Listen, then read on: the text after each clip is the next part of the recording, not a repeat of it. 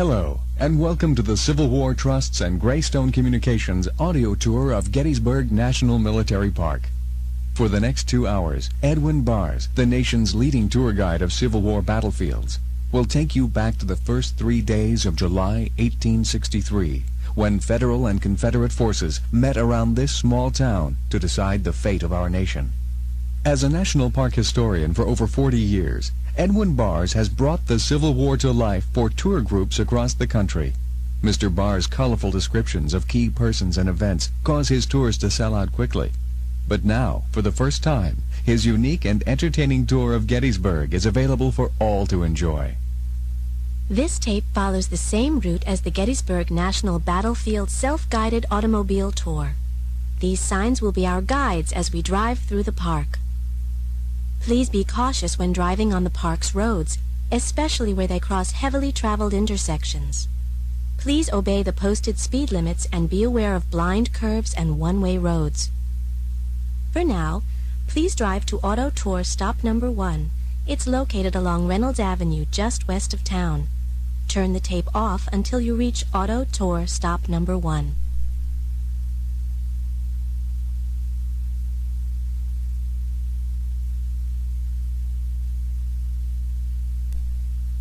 During the summer of 1863, General Lee had decided to transfer the theater of war across the Potomac into Pennsylvania to relieve the hard hand of war on Northern Virginia, draw the attention of the Union government away from General Grant's army, which is closing in on Vicksburg, and to prevail on the British and the French to recognizing the Confederacy. So he had started north.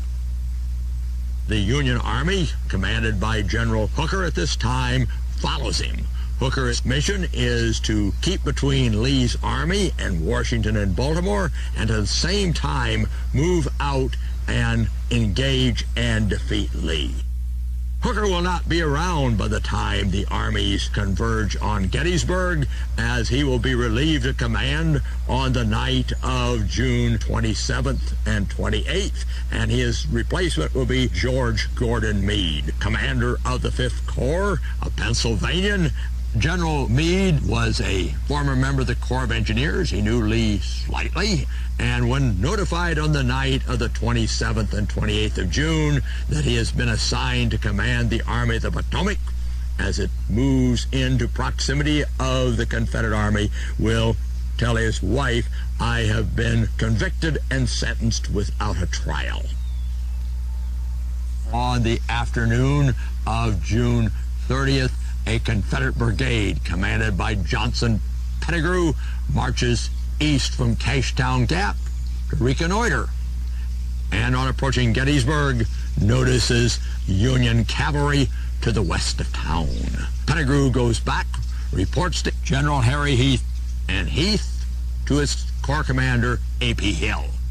A.P. Hill then makes a decision to make a forced reconnaissance toward Gettysburg with 2 divisions on the morning of July 1st. A key decision maker that brought on the Battle of Gettysburg was A.P. Hill, new to Corps command. Hill, brilliant, hard-fighting division commander.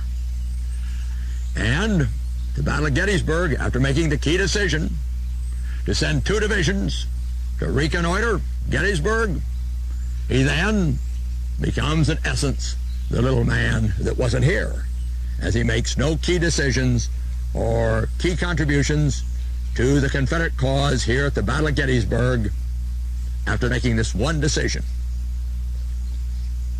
On the morning of July 1st, General Harry Heath puts his division in motion. Out in front is Archer's brigade. Archer, a Princeton graduate, has been warned by Johnson Pettigrew to be careful. Watch out, but he heeds not. Stationed approximately 3 miles west of town is Marcellus Jones of the 8th Illinois Cavalry.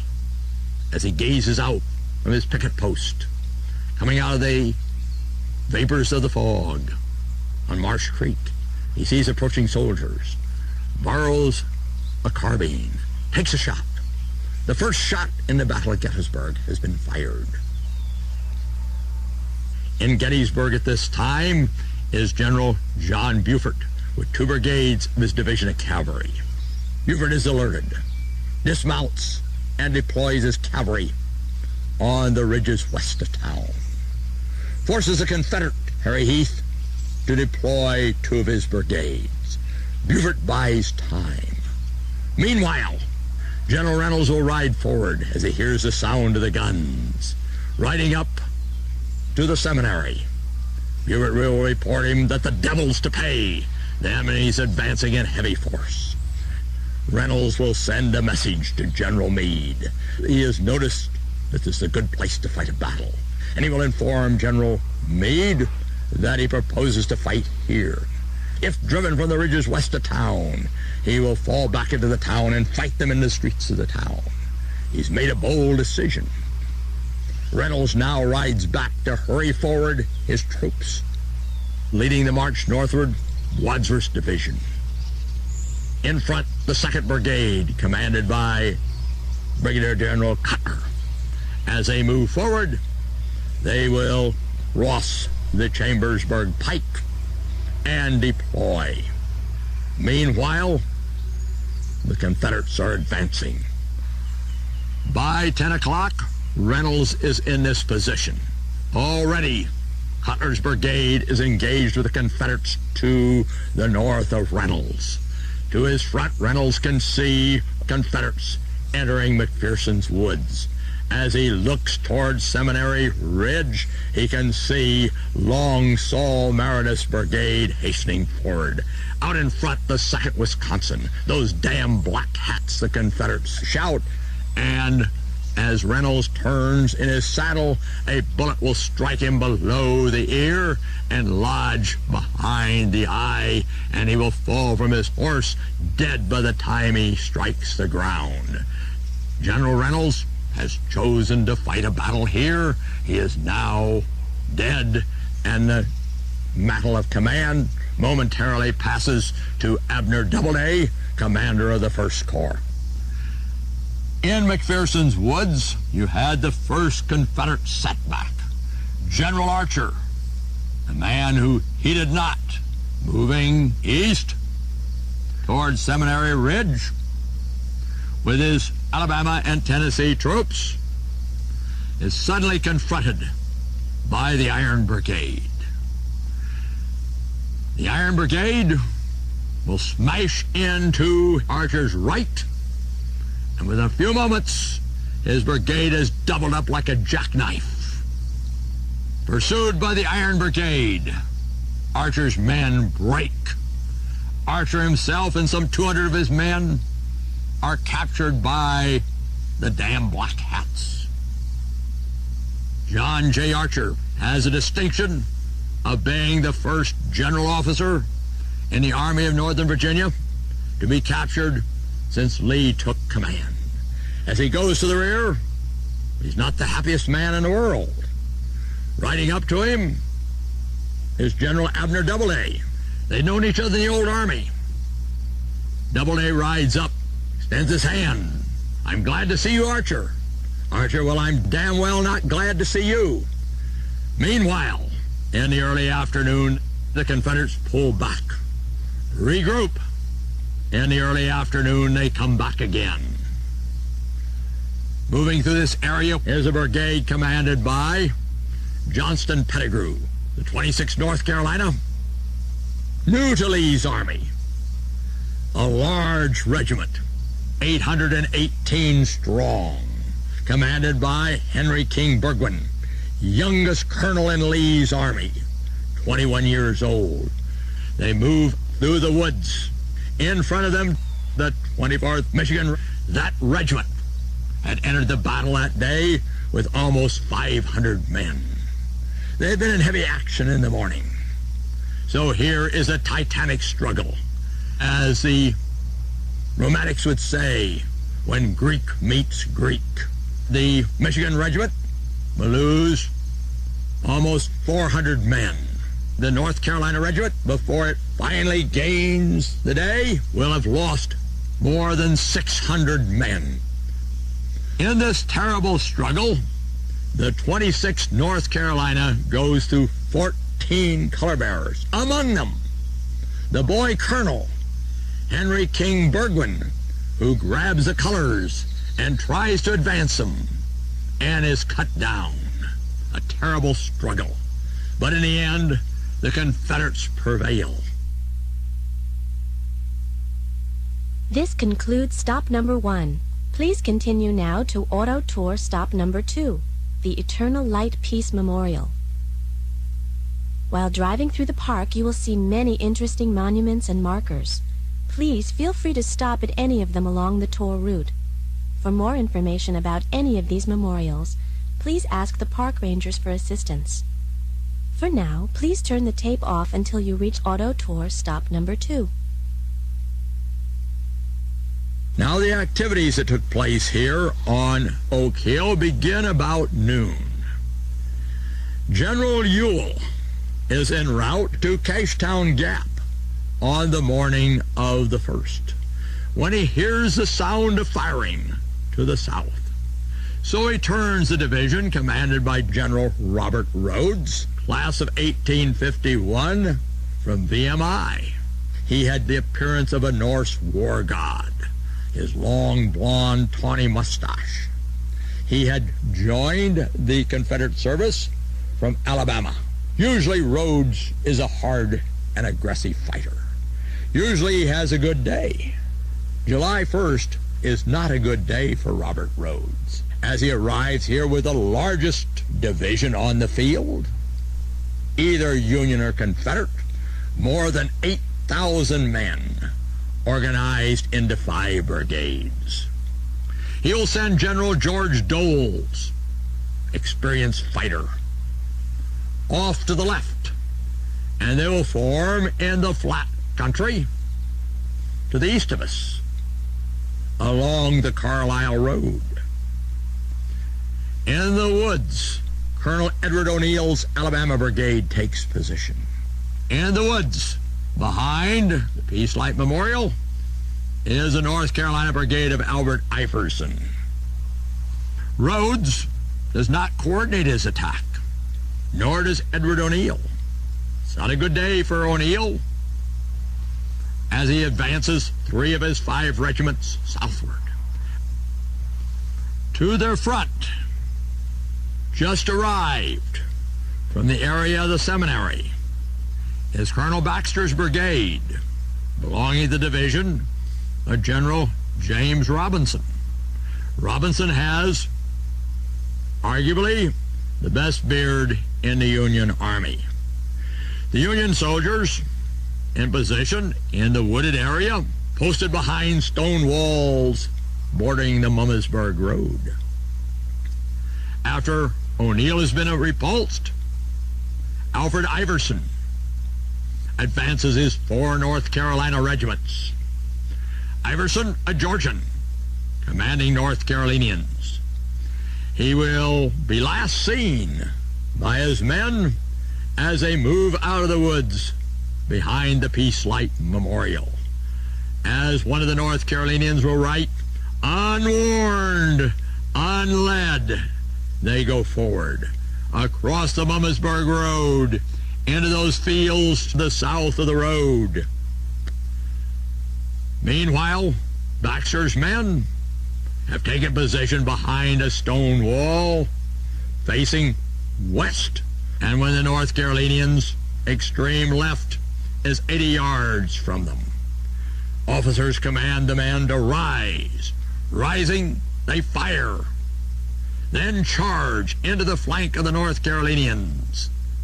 Within a matter of moments, Iverson's brigade breaks, leaving over 600 men killed, wounded, and prisoners behind.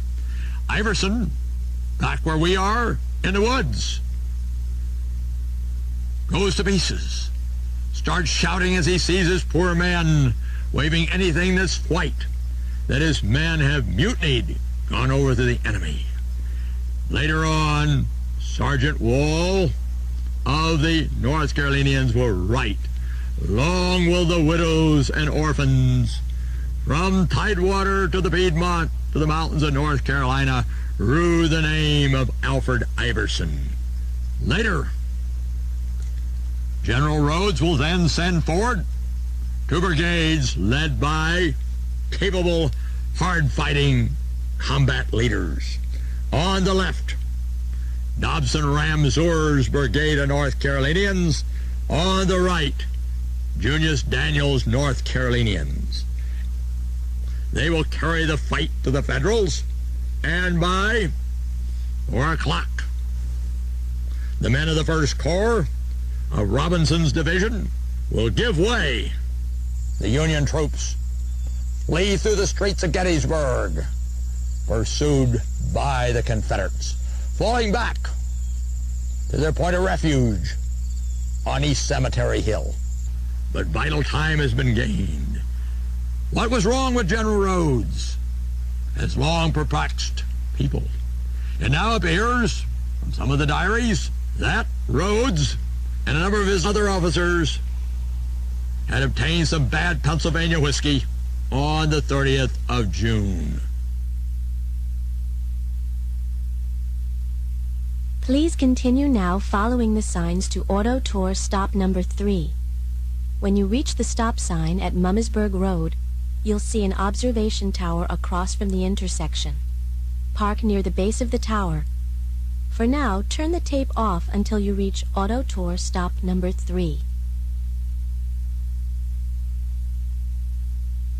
As you look south along the Park Road, you can see the stone wall, behind which first the soldiers of Baxter's brigade, and then those of Paul's brigade crouched and fought. From this wall, the men of Baxter's brigade, including the 90th Pennsylvania, whose monument is very unique. That is the one of the tree. There you can see, hung on the tree, you can see the cartridge box, the knapsack, the bird singing at its nest in the tree. The flank markers are stumps. One stump for the right flank, one stump for the left flank of the 90th Pennsylvania. Also along this road, you can see the obelisk monument to the 16th Maine. The 16th Maine of Paul's brigade fought valiantly to cover the Union retreat when finally driven from Oak Ridge. The colonel drove his sword into the ground, broke it off. They tore up their colors before finally retreating through the East Railroad Cut. A large number of them being captured there. Robert E. Lee arrives sometime after 4 o'clock in the afternoon on July 1st. He is ridden from Messerschmitt's Grove near Chambersburg. As he is ridden east, he has heard the distant boom of artillery. Then as he gets closer and closer, the artillery gets louder. Then there's crashing volleys of infantry fire. When he arrives here, what a moment for General Lee. As he arrives here, he sees Union troops fleeing through the town, pursued by South Carolinians of General Pender's division. What a moment. About an hour later, he is joined by his old warhorse, James Longstreet, commander of the 1st Corps. They have different opinions on what should happen next. Before they left Virginia, Longstreet had argued that they would invade the North. Once in the North, the Confederates would maneuver their army, take position somewhere closer to Washington, and let the Union Army attack them. And then, once the Union Army had been repulsed, the Confederates will seize the initiative.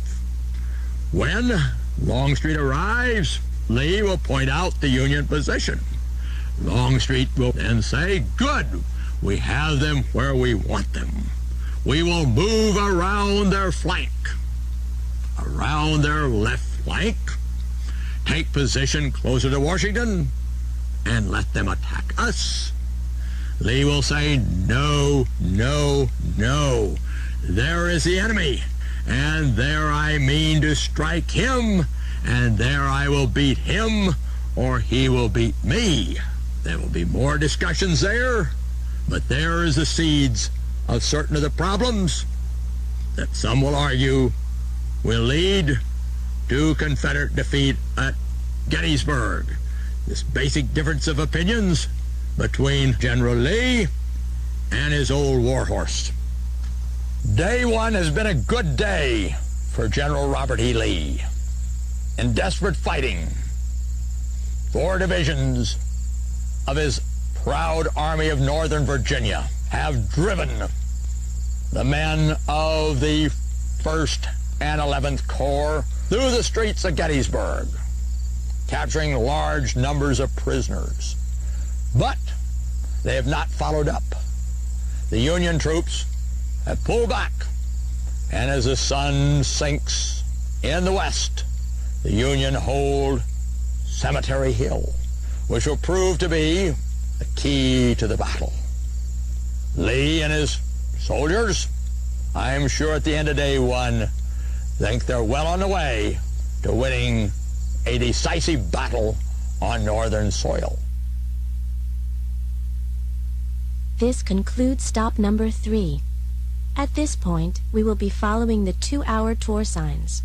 Please drive straight ahead and continue to Auto Tour stop number 4. For now, please turn the tape off until you reach Auto Tour stop number 4, the North Carolina Memorial. We're on July 3rd, 1863, the final day at the Battle of Gettysburg. Lee has come close to total victory on day 1. He has gained ground, punished the Union badly on day 2, and on day 3, it's Lee's chance, as he sees it, to win final victory. His plans for day 3 are to attack with his left, to exploit the toehold gained on Culp's Hill on the evening of the 2nd of July, and following a tremendous artillery bombardment, attack the Union center. The Union center is in front of you as you look east. The high ground on the skyline is Cemetery Ridge. To the left of the obelisk monument to the United States regulars, you see the clump of trees. That was Lee's aiming point. The clump of trees is in the angle. The angle held by men of the Union 2nd Corps. Across these fields, Lee is about to launch 12,600 men. His plan had called for an attack by 15,000 men across this open ground against the center of the Union Army. General Longstreet had opposed this attack.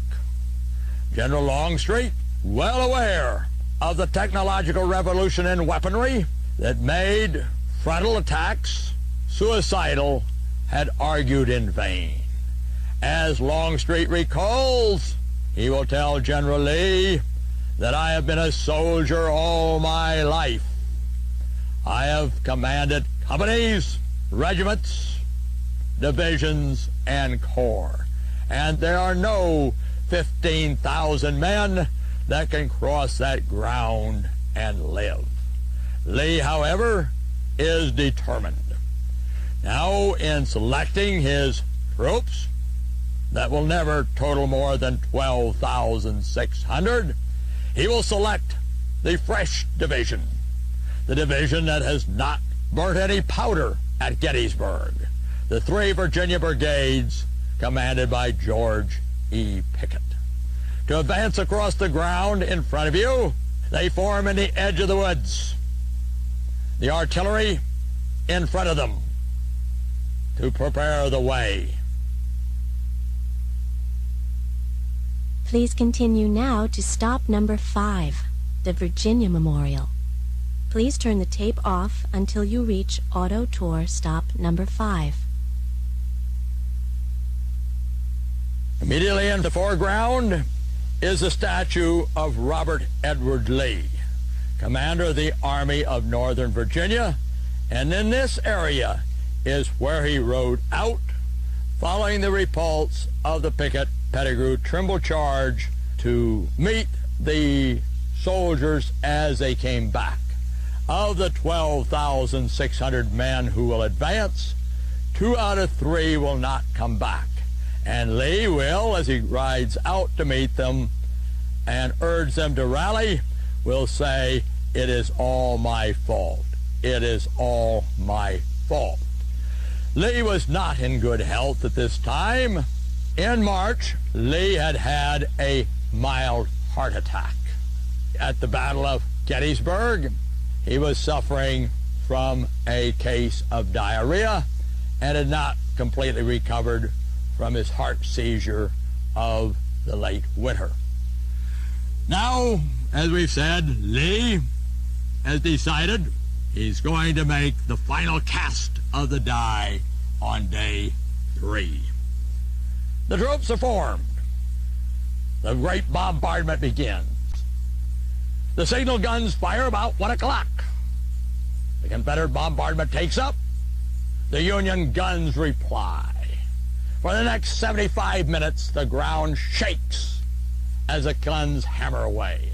As far away as Pittsburgh, Pennsylvania, they can hear the roar of the guns. On Longstreet's artillerist, E. Porter Alexander, rests a terrible responsibility. E. Porter Alexander will inform General Longstreet when the Confederate artillery has gained the upper hand. That's a terrible responsibility to give a colonel to make the decision when and if the charge is to be made. Finally, up on East Cemetery Hill, the Union's Major Osborne, Chief of Artillery of the 11th Corps, says, "I think I'll cease firing. I think General Meade would be glad for their infantry to attack." His guns cease fire. Then Brown's battery moves out. Porter Alexander doesn't see it's been replaced by Cowan. The guns of Cushing in the angle are pounded. Finally, Alexander thinks he has the upper hand. He'll send a message to Pickett. The enemy has withdrawn 18 guns. Come now, or I cannot support you. Ammunition getting short. The message goes to Pickett. Pickett rides to Longstreet. Longstreet sitting on a fence. He reports what he has heard. "Shall I advance my Virginians?" Longstreet can't bring himself to say anything. He nods his head. Pickett will ride back, take position in the interval with Garnett on his left, Kemper on his right, faces his troops, and will say, "Prepare to charge the enemy. Remember old Virginia. Forward, quick time march, guide center." And out of the woods come the Confederates. This concludes stop number 5. Please continue driving to Auto Tour stop number 6, Pitzer Woods. For now, please turn the tape off until you reach Auto Tour stop number 6. General Lee is up early, long before daybreak on July 2nd. The Confederates have done well on the 1st, and Lee wants to complete the victory on the 2nd. His first thing to do is to find out how far the Union line extends down Cemetery Ridge to the east of us. So he sends out 2 engineers, Captain Johnston and Major Clark. They go down to the south end of the park area. They may and may not have gone up on Big Round Top. And from there they note that there are no Union soldiers on Little Round Top. and the Union line does not extend very far south on Cemetery Ridge. By 8 o'clock, they're back with this information to General Lee. At this time, of Longstreet's troops in the area are only the division commanded by Lafayette McLaws, a fellow Georgian, and 3 of the 4 brigades belonging to General John Bell Hood's division. Hood's other brigade, commanded by Evander Law, 5 regiments of Alabamians, are on the march from near Chambersburg and have 17 miles to get here. In arguing for a delay in the attack, or a postponement entirely, Longstreet will argue that he does not want to go into battle with one boot off, meaning he wants General Law to reach him, and he would like to have General Pickett. Lee says, all right, you can wait for Law, and Lee goes off to meet with General Ewell. By the time he returns from his meeting with General Ewell, the noon hour is approaching. Longstreet has not moved off yet, and Lee becomes a little testy. After a circuitous march, it's almost 3:30 before Longstreet's men arrive in this area. As General McLaws moves up to the front, he sees Yankee troops. There aren't supposed to be any Yankee troops there. The only person more surprised than General McLaws by these Yankee troops in the Peach Orchard would be General Meade. These men belong to the 3rd Corps, commanded by General Daniel Edgar Sickles, lawyer, New York politician. Sickles, whose goal is the White House, has risen rapidly in command. He is now in command of the 3rd Corps. He and Meade do not like each other. Their difficulties have been exacerbated on the 30th, when Meade sends Sickles a rather sharp note on the speed that he is moving his 3rd Corps. Sickles will arrive here, and on the morning of the 2nd, position his corps along Cemetery Ridge on the left of the Union 2nd Corps, commanded by General Hancock. Sickles does not like his position. It's on lower ground than at the Peach Orchard. At the Battle of Chancellorsville, he had given up Hazel Grove in response to orders from General Hooker, and possession of Hazel Grove was instrumental in costing the Union the Battle of Chancellorsville. So sensitive about this artillery position, Sickles asks for a meeting with Meade. Meade is patronizing, communicating with Sickles through his son George, rejects Sickles' request to advance his corps. A little before noon, Confederate skirmishers from Anderson's division of Hill's Corps are sighted in Pitzer's Woods, 3/4 of a mile north of us. And Sickles will advance 2 regiments. Skirmishing takes place. Sickles then, on his own initiative, decides to advance his 10,000-man 3rd Corps from its position on the southern extension of Cemetery Ridge up onto the high ground at the Peach Orchard. As they move out, some of Hancock's staff officers say, what a sight, what gallantry, as they move out, flags snapping in the breeze, bands playing, 10,000 men. Hancock does not as impressed. He says, just wait, they'll come tumbling back much faster. Now, debate on the Confederate side.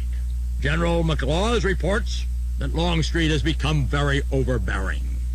General Hood, taking position on the right of General McLaws, where Confederate Avenue crosses the Emmitsburg Road, sees that if he advances up the Emmitsburg Road, it could be disastrous. So he urges to pass his men to the south of Big Round Top. 3 times he urges it. Twice by messenger, once person to Longstreet. Each time General Longstreet will reply, General Lee's orders are to attack up the Emmetsburg Road, and we will attack up the Emmetsburg Road.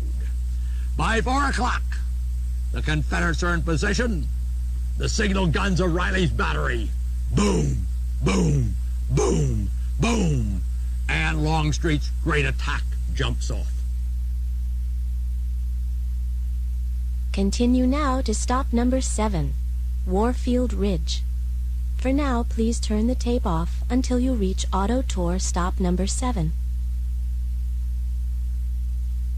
In this area, back in the woods, would be the 15th Alabama, commanded by Colonel William Oates.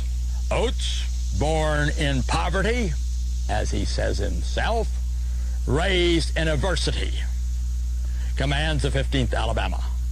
The 15th Alabama, like the other Alabama regiments, have marched 17 miles. Then, add to this the 6 miles covered on Longstreet's circuitous approach march. 23 miles. Canteens empty. As they form up, Colonel Oates realizes this, and he details 21 men to take theirs and their comrades' canteens to fill them with water. When they return, the brigade has moved off.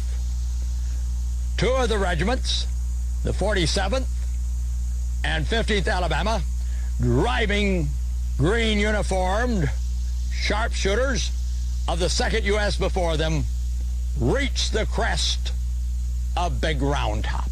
And there, as Colonel Oates will recall, for 10 minutes, in his mind, he holds the key to the battlefield. In retrospect, he says, if I stayed here, we could have got cannon up here and won the battle.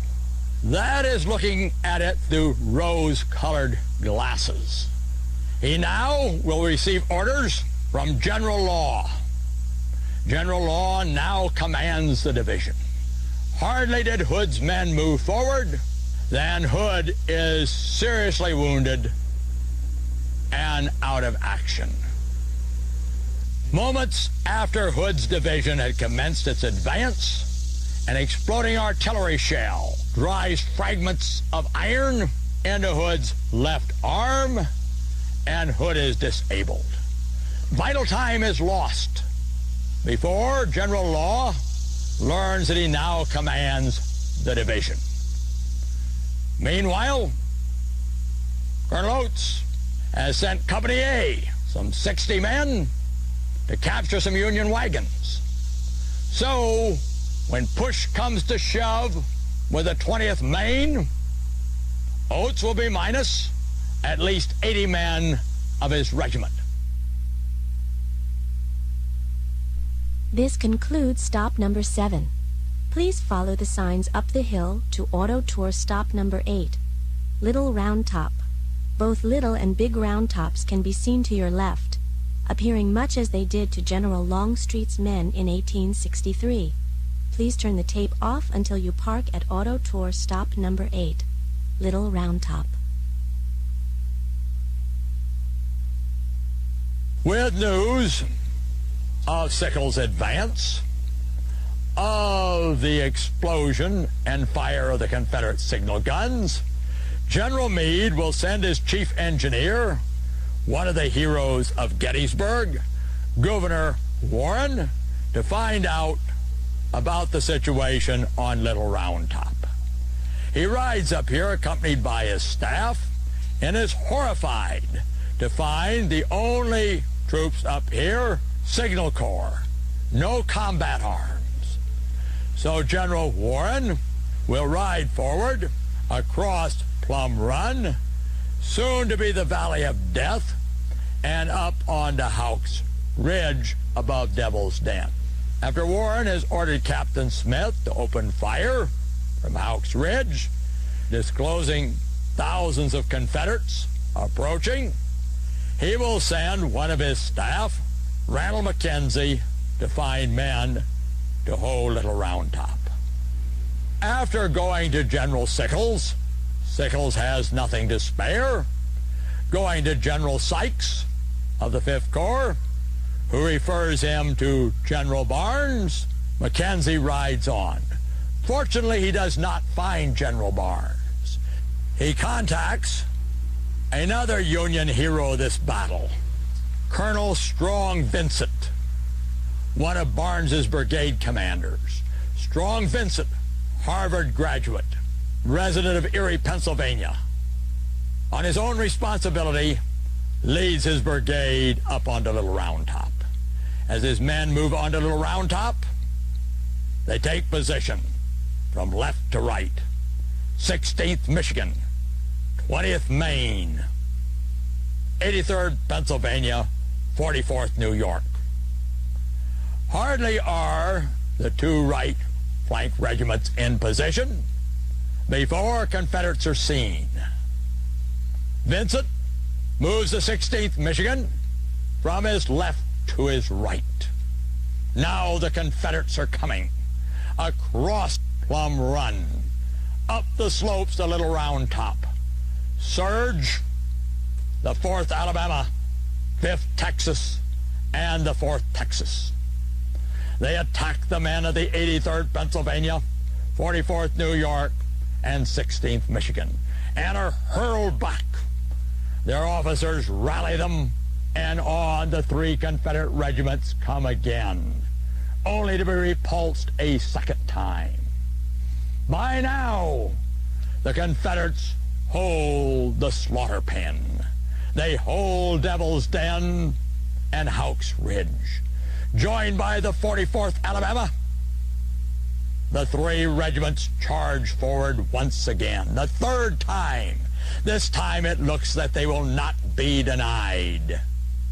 The 16th Michigan begins to give way. It looks like Vincent's brigade will be rolled up from right to left. Fortune smiles on the Federals.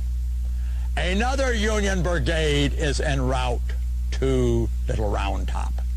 This is the brigade of Stephen Weed, spearheaded by the 140th New York, commanded by Paddy O'Rourke, number 1 in the class of 1861, born in Ireland. He does not even have time to deploy his regiment from column into line. He orders a bayonet charge with Paddy O'Rourke at the head. They charge in among the Confederates, just as the Confederates seem to be on the verge of victory, and drive them back. The other of Weed's regiments file into position on the right of the 140th. But Paddy O'Rourke does not see this. He's now dead. Now the Confederate sharpshooters from the Devil's Den open fire. Colonel Strong Vincent, as he directs his troops, is cut down by a Confederate sharpshooter. As Stephen Weed looks at them go into position on the crest of Little Round Top, a bullet rips through his armpit, cutting him in two.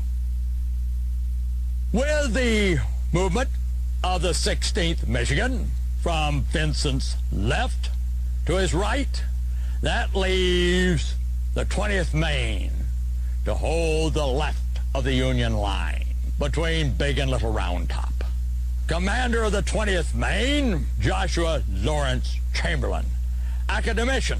Chamberlain has his regiment, plus some disenchanted men from the 2nd Maine, who are arguing we should be out of the service since our regiment was mustered out. Chamberlain had been ill on the march up, so he'd been back to duty with the regiment only several days when they come on center stage of history. They've been in position here about 15 minutes or less when, to their front, down the slopes of Big Round Top, they can see men approaching. These are men of the 15th Alabama, led by Colonel William Oates on the right, and the 47th Alabama on the left, led by Colonel Bolger. The numbers are almost equal. I'm sure that Oates will wish before the afternoon is over that he had with him the 21 men sent after water and Company A. Chamberlain sees them coming. The Confederates, certain of victory, surge forward. 15th Alabama on the right, 47th Alabama on the left. They surge almost up to Chamberlain's position and recoil. There'll be several other attacks. As they attack, the Alabamans keep shifting further to their right to try and envelop Chamberlain's left. Soon Chamberlain's line is in the form of a right angle. After 30 to 45 minutes, Chamberlain's line is V-shaped as Oates continues to hammer Chamberlain's men back, step by step. After 30 or 40 minutes, the V has almost closed. If the V closes, it's all they wrote for Joshua Lawrence Chamberlain and the 20th Maine. Now comes the celebrated counterattack by the 20th Maine. No one could hear Chamberlain's order if he gave one to charge. It's more or less spontaneous that the men of the 20th Maine leap the wall and attack the Confederates. At first, Oates says, let's die where we stand. The left wing of Chamberlain's regiment begins to move slowly forward. They begin pounding back the Confederate right. Worse, for the Confederates, the men of Merrill and the sharpshooters attack the Confederates in the rear. Soon the Confederates give ground and flee up the slopes of Big Round Top, pursued part of the way by the 20th Maine and the sharpshooters. The crisis is past, and the Confederate attempt to sweep away the Union left has failed. Union forces, spearheaded by the 20th Maine, now occupy Big Round Top, and the Union left is secure. Please now leave your car and visit Little Round Top. Parents, please be careful of the children. Kids who might run or climb on the rocks could fall and injure themselves. When you return from your visit, please drive to Auto Tour stop number 9. This concludes side 1 of the tape tour. Please advance the tape and begin listening from the beginning of side 2.